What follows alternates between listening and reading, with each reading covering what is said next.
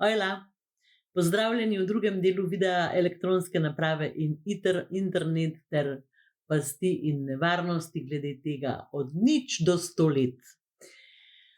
Drugi del videa bo govoril o obdobju odraščanja naših mladostnikov.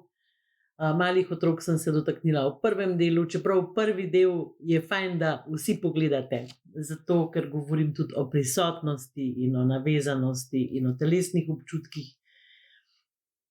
Tako da se lahko zelo veliko stvari naučite iz prvega dela, tudi tisti, ki imate starejše otroke. In tudi tisti, ki ste vi starejši, seveda. Te videe sem hotela posneti za starše najine skupnosti, staršev najstnikov s KUL-om, ker imamo veliko te tematike noter, veliko se učimo postavljati meje, veliko si delimo svoje izkušnje. Pa sem se zdaj odločila, da je novo leto in da si v bistvu tudi vi zaslužite darilo, zato bosta ta dva videa tudi za vas. In vesela sem, da ga lahko delim s svetom. Vesela bom tudi, če ga vi delite s svojimi prijatelji, vkolikor boste seveda prepoznali njuno koristnost. Ja. En konkreten primer sva opisala z Albertom že v najinem webinarju Otroci in telefon, kjer govoriva en primer zasvojenega dečka s telefonom in internetom. In danes bi se v bistvu rada dotaknila enega zelo perečega problema, a ne? Jaz bi temu bolj rekla pereče preizkušnje, ko v bistvu te elektronske naprave postanejo bistvo našega življenja in vstopijo v sistem nagrajevanja in kaznovanja. Jaz vam močno odsvetujem, da jih uporabljate v ta namen. Skratka, da otroka kaznujete in da otroka nagrajujete z časom, ki je odmerjen za to, da so oni na internetu in na teh elektronskih napravah.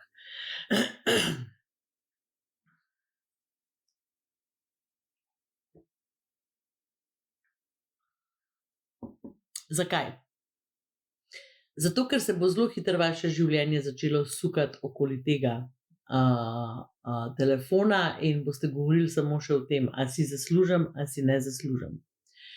To pomeni, kar jaz vam svetujem, je, da otroci dolgo časa nimajo svojega telefona. Ne bom vam rekla pri 8, 10, 11 letih si ga zaslužijo, zato ker to je vaša presoja.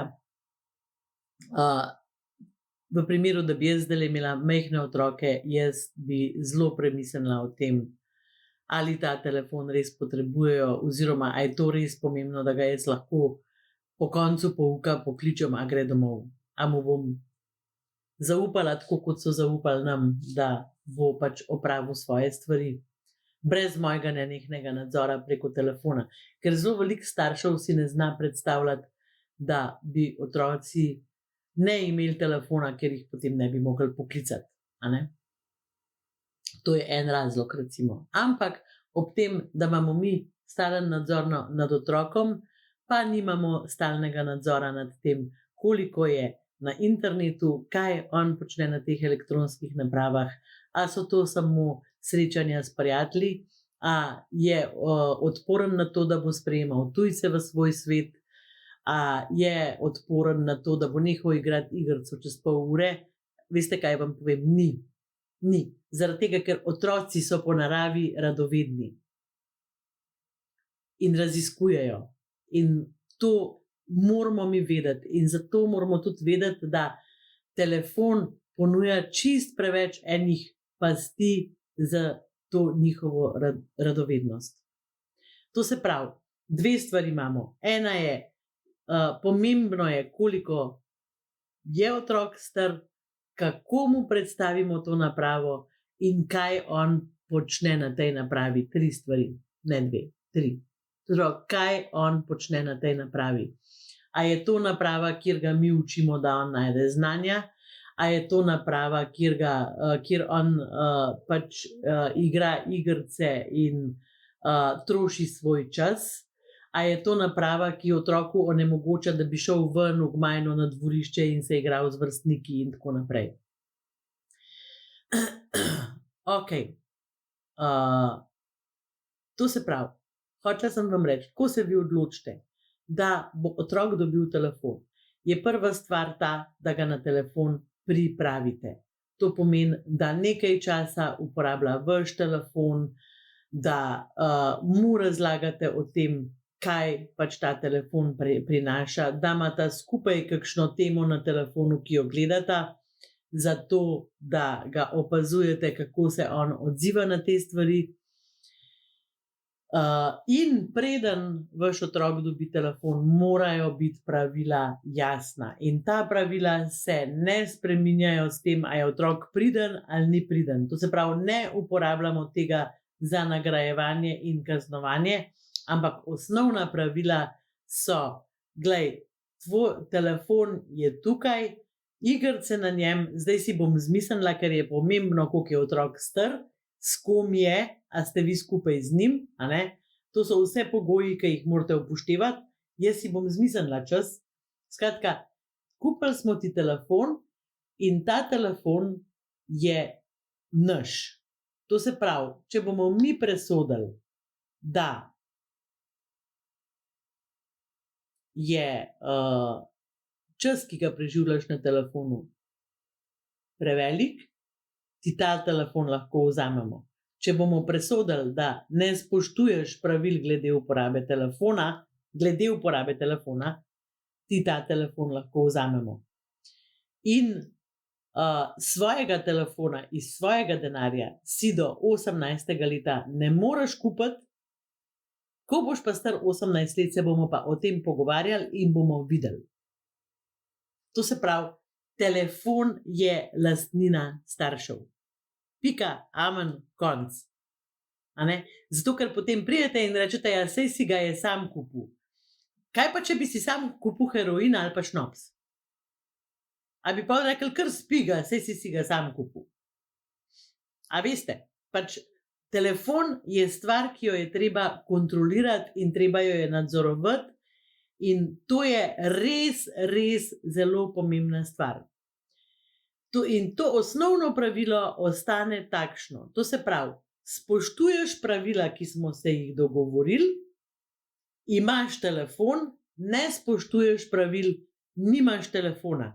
To ni povezano z ocenami, to ni povezano z vremenom, to ni povezano z našo slabo voljo, to ni povezano z otrokovo, ne vem, ustrežljivostjo, pridnostjo, čemarkoli. Če ste se vi zmenili, letos imaš telefona 1 uro na dan, zato da igraš igrice, zato da četaš, zato da ne vem kaj, je to 1 uro na dan. In učite otroka, da sam prinese telefon čez 1 uro. To pomeni, da ga učite, da si sam začne postavljati meje. Zato jaz absolutno nisem za ta črno-bel svet, ki ga starši pogosto uporabljate, da otroku, recimo, ne vem, ima v šoli slabe ocene in potem mu telefon vzamete za 1 mesec za kazen. A ne? Kaj se zgodi? Zgodi se to, da imate vi moč nad telefonom, otrok pač 1 mesec ne bo na telefonu in čez 1 mesec, ko mu ga boste dali nazaj, se bo njemu utrgal in bo skozi na telefonu in boste spet imeli te cigumigu, ja, pa ne, pa prines ga, pa rekel sem ti za pol ure, pa sej še ni pol ure, pa tako naprej. A ne? Tukaj ni debate, tukaj ni pregovarjanja. To se pravi, če ima otrok telefon, a ne, naredite lahko tako, lej, telefona imaš pol ure na dan, ne glede na to, čas je skozi moj. To se pravi, vi lahko postavite drug čas. Telefona imaš pol ure na dan, ne glede na to, kaj se dogaja okrog tebe, kakšen dan je, kateri dan je. To pač je tvoja možnost. Lahko pa si ga podaljšaš, s tem, da spoštuješ pravila, s tem, da mi vemo, kaj na telefonu delaš, s tem, da ga vedno prineseš sam nazaj in da vmes ne težiš, si ga lahko podaljšaš na 1 uro. Vkolikor boš težil, bomo opazili, da pač si se preveč zapel za kakšno igrico, bomo videli, da si agresiven, da ti rezultati padajo, bo telefona spet samo pol ure. Skratka, kar vam želim povedati je, zelo pomembna tema, otroka od začetka morate učiti, da obstajajo meje in da se pri vas te meje spoštujejo, ne glede na to, ali se on s tem strinja ali ne. Ker enako je z alkoholom, enako je z drogami, enako je, če gre otrok, ne vem, pozimi, ko je -20 stopinj ven, a ne, ga ne bomo imeli 12 ur zunaj, ampak bomo šli prej noter, čeprav bo še tako lušten. Enako je polet na soncu, ko je 50 stopinj, kljub temu, da se je res lušten igrati v vodi, v morju, ga bomo vzeli ven, zato ker mora iti v senco, da ga ne opeče. To so meje, ki so pomembne. Ko prinesemo čokolado, mu rečemo, 2 koščka lahko poješ danes, 2 boš jutri, 2 boš pojutrišnjem. To je meja, kjer ga učimo, kako konzumirati sladkarijo. Velikokrat starši rečete, da je telefon otrokov, da nič ne morete. Glejte, tisti, ki imate možnost, to naredite od začetka. Tisti, ki jo nimate, boste mogli to spreminjati počasi. Zdajle sva imela tudi v skupnosti staršev najstnikov en primer, ko sta starša preprosto videla, da je otrok zabredel predaleč in sta mu telefon vzela. Čist sta mu ga vzela, zaradi tega, ker nista vedela več, kaj naj naredita. In potem sta mogla zdržati to, da je otrok bil prve dneve nesramen, nestrpen, zoporen, da je prišel v stik s svojim telesom, da je dojel, da kaj se je okrog njega v tem času zgodilo, da je v šoli zabluzil, da je prijatelje izgubil, da je se zjokal. In ja, potem se otroku ta telefon vrne, če ste tako daleč, in se začne od začetka s pol ure. Ne glede na to, a je ta otrok že star 15 let. In to so težke zgodbe, ki jih je težko zdržati. In velikokrat starši rečete, nimam več moči. Še ena stvar, zelo pomembna. Najstniki preprosto ne spijo. Zato, ker so gor. Oni so skozi gor. Oni igrajo, oni četajo s frendi, oni ne vem, kaj vse počnejo. In mi več nimamo nadzora nad tem, kaj oni počnejo. Glejte, pravilo, da zvečer odložimo telefone na eno mesto, je zlato pravilo. In vem, da boste imeli drame, vem, da vam bo najstnik težil, ampak tukaj lahko spet, lahko prineseš telefon ob 11. zvečer sem dol in greš spat, pa ga imaš, lahko pa pridem jaz, pa ti ga ob 8. vzamem, pa ga pač nimaš. Tako da utrujeni najstniki so najstniki, ki so utrujeni po naravi. Najstniki so utrujeni zaradi tega, ker rastejo, ker se jim hormonski svet spreminja, ker jim notranji organi se razvijajo, ker se jim možgani razvijajo, zelo intenzivno se jim možgani razvijajo.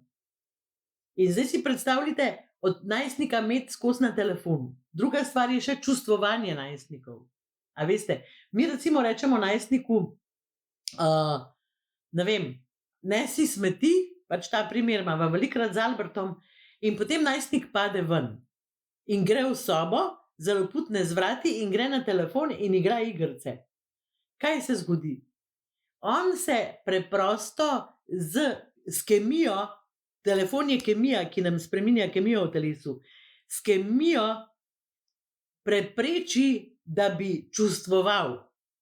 Recimo, če se jaz spomnim sebe, ali pa če se vi spomnite sebe, ko ste bili najstniki, pa so vam starši nekaj zahtevali, pa ste rekli, ne bom, pa ste znoreli, pa ste šli v sobo, ali pa ste rekli, a grem lahko ven, pa so rekli, ne smeš, pa ste šli v sobo. In niste imeli telefona, kaj se je zgodilo? Ulegli ste se na posteljo in ste bili v stiku s svojimi občutki in ste rekli, koliko so moji stari zajebani, zakaj me ne pustijo, ko mi čakam, da grem od doma, ste bajte, zatirajo me. A razumete, vi ste odraščali v tem času, bili ste v stiku s to stisko, da ne smete ven, da morate nositi smeti v kanto. In ste rekli, hočem odrasti. Jaz hočem odrasti, jaz hočem imeti svoje stanovanje, jaz hočem za sebe živeti, ne bom jaz skozi eden takole sakiral. Naši otroci, zdajšnji otroci, grejo v sobo, grejo na telefon in nimajo čist nobene potrebe po tem, da bi odrastali, ker jim je absolutno popolnoma fajn v tisti igrici, ki jo igrajo. To so zgodbe, ki jih imam jaz, ki jih imava z Albertom nešteto. A ne? In glejte, pravila za telefon se sprejemajo vedno vnaprej. Vedno morajo biti razumna za vas. S telefonom ne nagrajujete in ne kaznujete. Ja? To se pravi, otrok ima na izbiro, da spoštuje pravila glede telefona in ga ima, ali pa ne spoštuje pravil glede telefona in ga nima. In zelo pomembna stvar, morate vedeti, kaj vaš otrok na telefonu dela. To pomeni, ne da zjate v telefon in ga nadzirate kar naprej in vdirate v njegov prostor, ampak da skrbite za to, da imate z njim takšen stik, da vam otrok te stvari pove. Otroci nam zelo radi povejo stvari, če vejo, da bodo na te stvari dobili varen odziv. O varnem odzivu sem pa tudi že veliko govorila v preteklih videih, tako da ne bom predolga, se bom poslovila. Hvala, ker skupaj z nama, z Albertom, delate lepši svet. Hvala, ker delite tale video. Hvala, ker naju sledite na YouTube kanalu Albert in Leonida Mrgole, na najinem Facebook profilu, na instagramu.si, vezal.si.